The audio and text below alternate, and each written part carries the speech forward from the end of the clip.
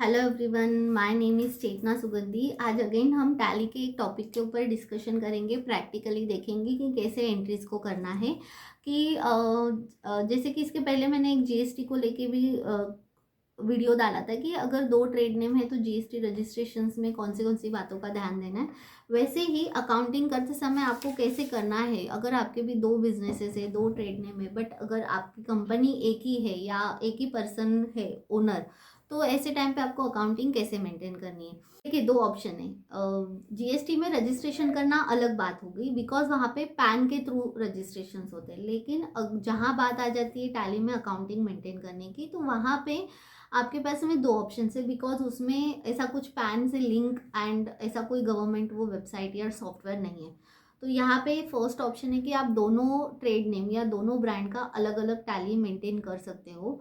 But अगर आप चाहते हो कि नहीं यार, वो मेरे लिए थोड़ा हेक्टिक हो रहा है, मैं दो अलग अलग क्यों सजेस्ट कर रही हूँ, बिकॉज आपका बैंकिंग है वो अलग होगा। अगर आपका बैंकिंग भी एक है देन आप एक ही टैली में मेंटेन करिए। एंड उससे कैसे करना है वो आज हम देखते हैं। तो चलिए स्क्रीन पे आते हैं।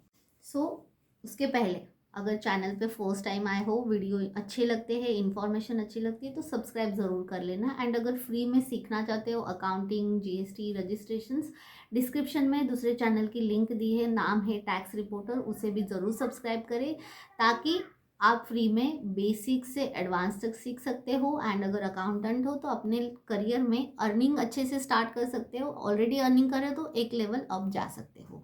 चलिए स्टार्ट करते हैं। जैसे कि आप टैली डेटा मैंने पहले ही ओपन कर लिया है, डमी टैली डेटा है। अब देखिए, मान के चलिए इस कंपनी में दो ब्रांड है, एक है एबीसी कंपनी, एक है सीएमएस कंपनी। तो दोनों के आप सेल्स के अलग अलग लेजर क्रिएट कर सकते हो। एंड उसके अकॉर्डिंगली आप सेल्स जो है वो मैनेज कर सकते हो। मान के चलिए आपका कोई बिल है एबीसी कंपनी का, तो आपने उसका जो सेल्स है वो इसमें डाल दिया। सेल्स की जो एंट्रीज होती है वैसे ही आपको करना है। ये एज अ इनवॉइस फॉर्मेट है। हाँ, ये एज इनवॉइस है ना। यस।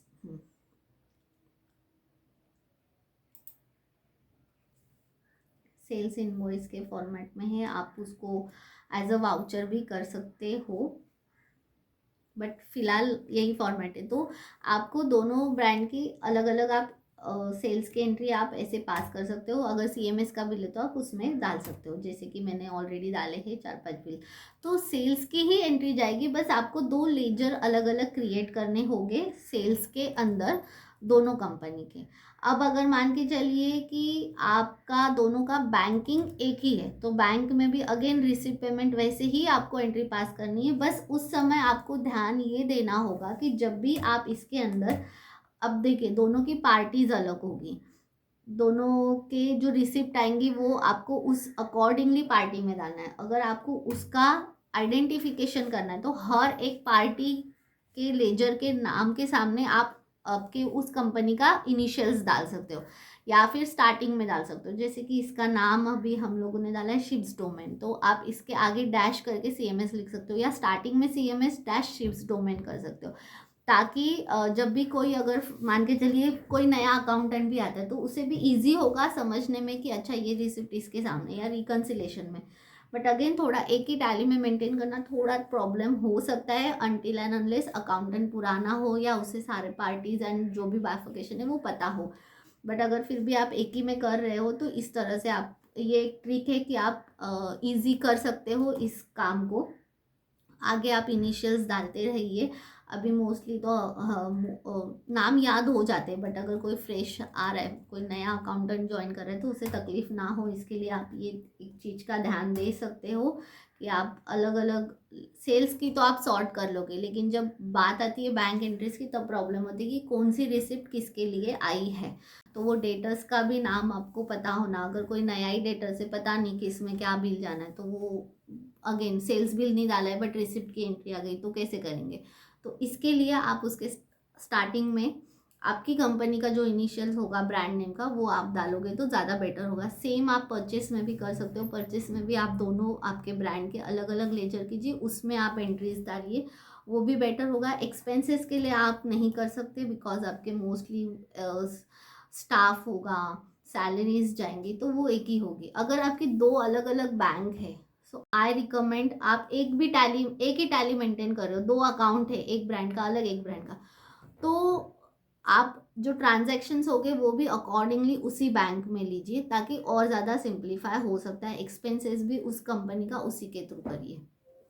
अब ऐसे क्यों करते हैं, आप बोल रहे हो कि अगर सब कुछ अलग करना है तो हम टैली अलग कर लेते हैं, वो बेटर ऑप्शन है। बट अगर फिर भी आप एक ही कर रहे हो, देन उसका बेनिफिट भी ये होता है कि आपको सेल्स एक ही इसमें पता चल जाता है कि आपका दोनों बिजनेस का सेल्स कितना है। हाँ, उसमें आपको दोनों टैली ओपन करो, देखो, वो सारी चीज़ें भी होती है, तो इसमें ये एक चीज़ आप कर सकते हो। बट फिर भी मैं बोलूँगी दो ट्रेड नेम है, दो बिजनेसेस है, भले ही जीएसटी आपका एक ही है, बट दो अलग टैली रखिए। हाँ, एक टैली रखने का ये भी बेनिफिट है कि जीएसटी रिकन्सिलेशन, टीडीएस रिकन्सिलेशन, ये सब आप एक ही में कर सकते हो, वो ज़्यादा बेटर हो जाता है। वरना रिकन्सिलेशन में अगेन बहुत तकलीफ होती है, किसका किस में है वो दोनों टैली में देखना टफ हो जाता है।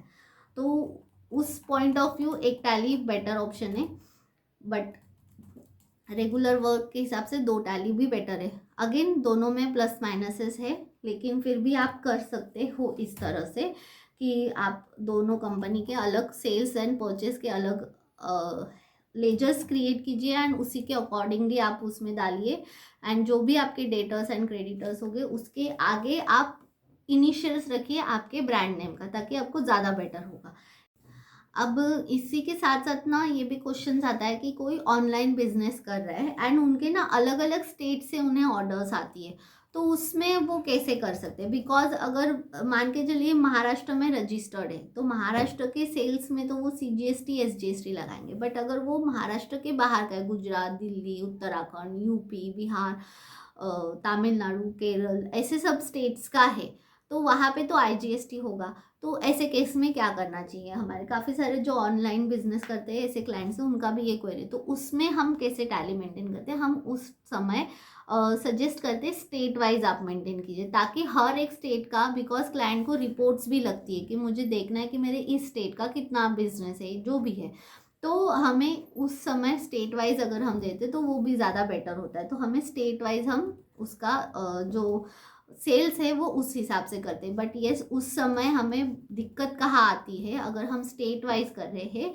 एंड अगर डेटर्स का पेमेंट आ रहा है, मोस्टली जो ऑनलाइन बिजनेसेस होते हैं उस केस में क्या होता है कि B2C के ट्रांजैक्शंस ज़्यादा होते हैं, तो उस समय हमें रिसिप्ट की एंट्री करते समय बहुत ध्यान देना होता है, स्पेशली बैंक की, बिकॉज हमने सेल्स तो स्टेट वाइज कर दिया, बट अब बैंक में अगर उसका पेमेंट रिफ्लेक्ट हो रहा है एंड अगर वो पेमेंट गेटवे के थ्रू आया है, तो उस समय हमें बहुत ज़्यादा ध्यान देना होता है रिकन्सिलेशन के लिए।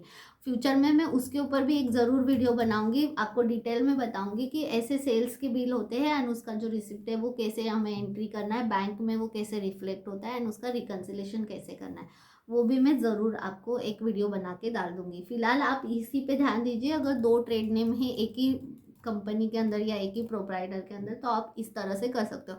अगर आप जीएसटी में रजिस्टर्ड नहीं हो एंड अगर दो ट्रेड नेम है, तो आई सजेस्ट आप एक ही टैली मेंटेन कीजिए, आपका काम बन जाएगा।